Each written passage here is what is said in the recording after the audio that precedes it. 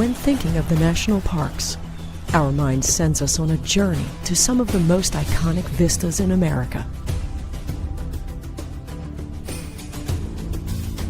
But below the surface lies an unseen world.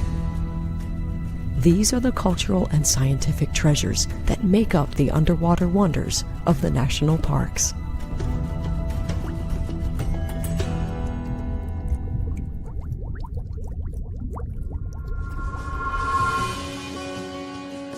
The Verde Valley, Arizona.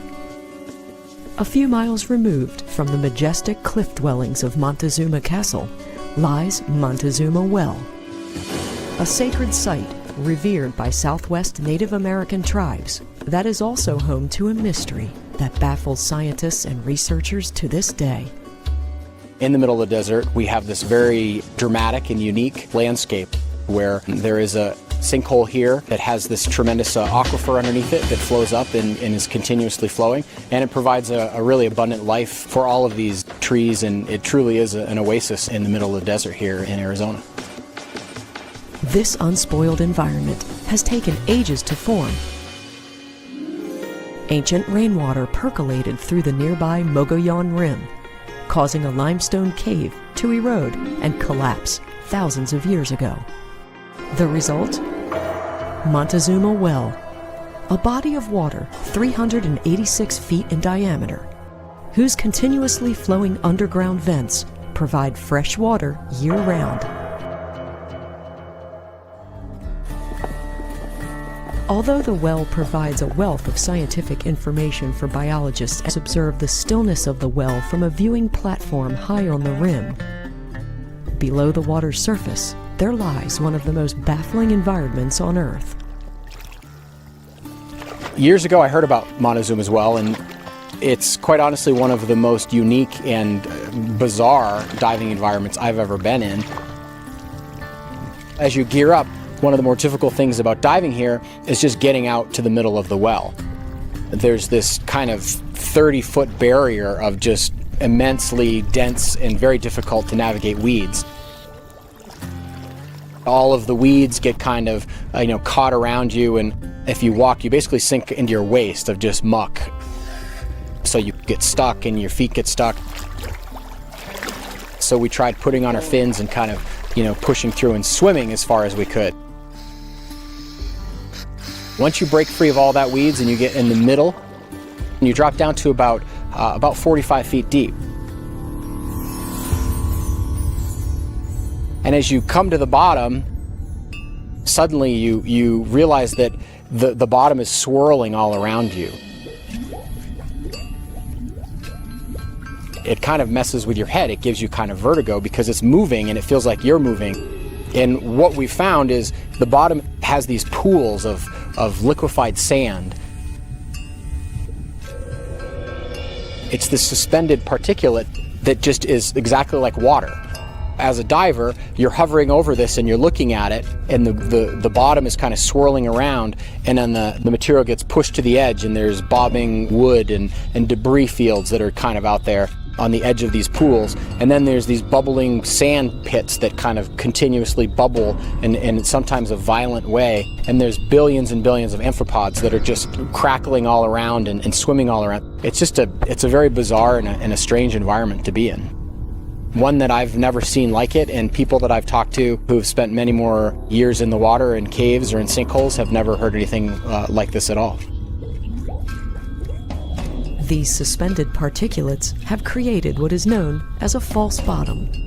While it would appear that the divers have reached the lowermost portion of the well, in actuality, the force from the pressurized water vents feeding the well causes the liquefied sands to hover, making visual confirmation of the bottom impossible. You can put your hand down into the sand and it doesn't feel any different. It's not like being at the beach where you stick your hand in the sand and you feel resistance. The only indicator that you get is it's actually slightly warmer. But other than that, it feels like your hand is just in water. It has been likened to a type of quicksand. So if you stay in one place for too long, all of the sand kind of comes up from underneath and it moves to the side of the pool, and then it settles and compacts and compacts. Anything that's resting in the edges of this pool eventually becomes compacted into the sand, and it's hard to get out. I mean, it's not like it's going to swallow you like, you know, a B movie or something like that, but your fins get stuck or your camera gets stuck. And although the underwater environment may look like that of a distant planets, a variety of aquatic life flourishes at Montezuma Well. Despite the high levels of both carbon dioxide and arsenic found in the water, levels that make it impossible for fish to breathe and thrive, evolutionary adaptation has benefited the 5 distinct endemic species that are found here. The inhabitants: diatoms, a single-celled algae; amphipods, an abundance of small shrimp-like creatures; snails, non-blood-sucking leeches, and water scorpions. These last two sit at the top of a simple yet thriving food chain. Think about it. Everything that lives in the well doesn't really have anywhere to go. They're sort of trapped in there. So over the eons, things that came here evolved to such a point that you can't find them anywhere else in the world. And they've made adaptations to the well itself. It's actually quite unique. The leeches are blind. They have hairs around their mouth that they use to feel the vibrations in the water, and that's how they find their prey. They feed on the amphipods, and they move up and down the water column. Most of the species that live here are at the bottom of the well during the day, and they come up at night to feed. So the amphipods have to protect themselves. Towards the end of the day, they come up to feed on the algae, and the leeches know to come up to feed on them. So they're all hiding out at a different level to get away from something for a different reason. So you have this kind of bizarre soup of this hunter-hunted kind of mentality, and if you look closely, these leeches they'll stay on the bottom and they'll wait, and they'll just try to snatch all these amphipods as they swim by.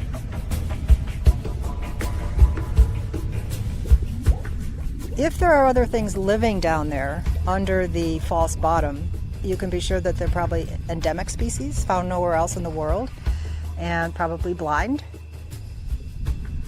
Researchers have also been left in the dark when it comes to the mysteries found beyond the false bottom.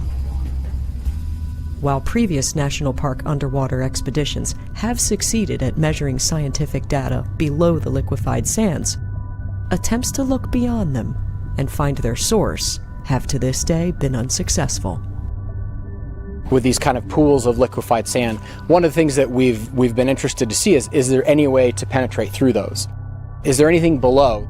And one of the things we found is every time we try to lower something into the well, it gets pushed back up. We have in the past overweighted cameras or ROVs and lowered them down, and as they descended down through this liquefied sand pool, it was complete blackness, which would indicate to us that this kind of upwelling is completely filled with sediment all through the column. So it's not like the top layer is sand and there's this breakthrough of clear water underneath. Years ago when we were here and we were looking at the kind of makeup of the well, we had this reinforced to us. We had an environmental probe, a data logger that we found a pool that was quite active, and we were at 50 feet deep, and we lowered that down with a string. And as the diver was lowering it, he finally hit bottom, and that was about 40 to 45 feet lower than we already were, thus making the well about 90 feet deep. But as he started to reel it back in, what he noticed, it was getting harder and harder to reel, because what was happening is the sand was coming up and then it was spilling over and then falling back down and compacting on top of the instrument. So the sand is in constant flux. And the interesting thing is there's this upwelling that obviously is keeping the sand suspended. But when you're above the pools, you don't feel water coming up. There's no rush of water. So it's not like there's a column of water that's coming up through the well. It's a very bizarre and a very unique environment. For those not able to experience the unique environment below the water's surface, a look at the surrounding rim of the well provides a window to the past. Native Southwest tribes took advantage of the continuous water flow at Montezuma Well to establish both agriculture and their homes. The first evidence of people at the site dates 10 to 13,000 years ago. And while those groups did not settle here, by 600 AD, Montezuma Well housed a thriving community. The Hopis, this is part of their ancestral home, and there's quite a bit of agriculture around here. Might surprise you in the desert. The people built canals and ditches out, and it irrigated about 60 acres. So water's coming in from the vents and water's going out through the outlet. It starts here, and it goes through the rock about 150 feet and comes out the other side of this cliff here. And that journey of the water takes about 7 minutes. And then as the well empties via the outlet, it gets refilled. So that equals a really nice, constant, stable environment of water coming and water leaving, and the actual level never really changes. So every day 1.5 million gallons flows out of the spring at the bottom of the well and into an irrigation ditch, which the ditch itself is about 1,000 years old. That canal they built by hand back then was about 7 miles long. And that was a lot of work. Just the labor to keep that up. Even today, it's one of our struggles is to keep the water channeled into the duct. The architectural know-how of these southwestern tribes can also be seen in the majestic cliff dwellings of Montezuma Castle. But even here at the well, 22 rooms can be found surrounding the rim. A historical home to numerous tribes, it forms a sacred spiritual part of their mythology. Today, it's still used for ceremonial purposes. For example, naming a baby or a sort of a coming of age ceremonies. And the native tribes around here do those ceremonies and also collect some water that they also believe is holy and sacred. So the traditions go on. The last time we were here, we had some tribal members come out and they blessed the well and they blessed our operations in that. And that is something you think about. I mean, you're in a diving environment. As you look around, there's cliff dwellings and rock houses everywhere you look. And you can't help but think that what it would have been like in cultures past when this would have been filled with people and it would have been, kind of a bustling community. Those things always kind of cross your mind as you're in these environments. I've had the privilege of diving in many different places around the world, quite frankly, and this is absolutely one of the most unique places that I've ever been underwater.